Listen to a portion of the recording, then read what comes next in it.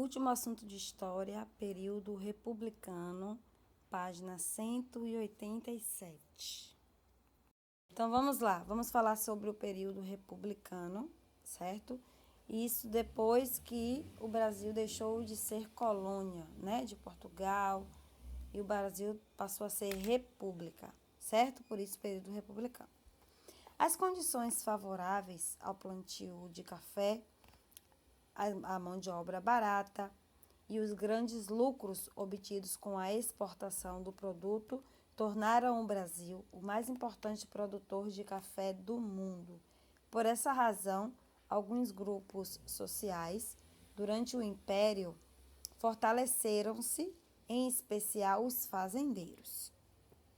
Além dos cafeicultores, outros grupos sociais foram ganhando força. Entre essas pessoas estavam jornalistas, advogados, médicos, professores e comerciantes. Esses grupos defendiam uma forma diferente de governo, que era a república. O período republicano teve início em 1889, quando as Forças Armadas, comandadas por Marechal Deodoro da Fonseca, derrubaram a monarquia, né? Então, derrubaram quem? O rei Dom Pedro II, certo? O imperador do Brasil, Dom Pedro II, e toda a família real foram obrigados a deixar o Brasil. Vamos passar para a página 188. Brasil República.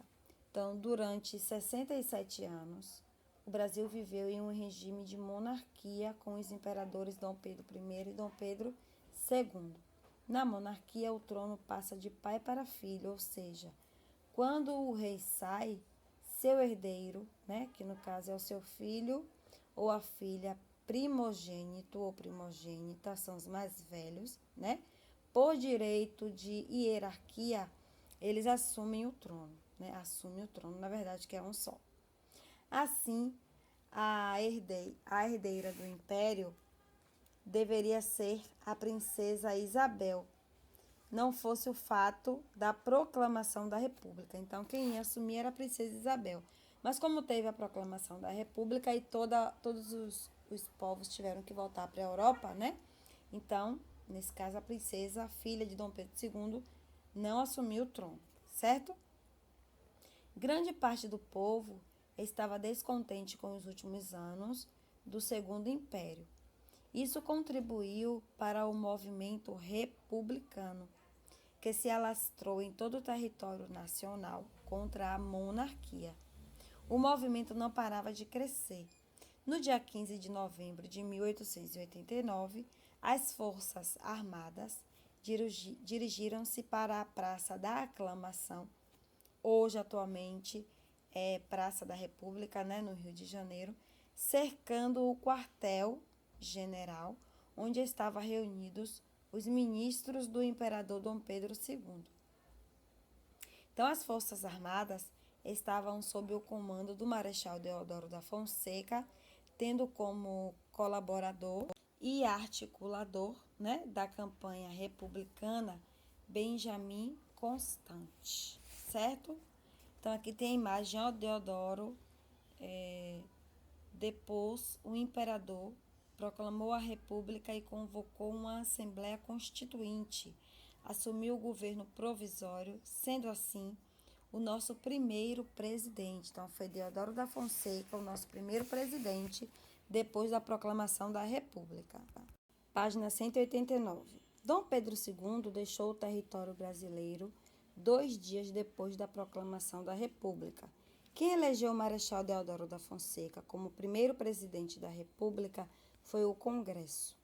Seu vice-presidente era outro marechal, chamado de Floriano Peixoto, que depois foi eleito o segundo presidente do Brasil. Então, depois que Marechal saiu, quem assumiu foi Floriano Peixoto, né, como presidente.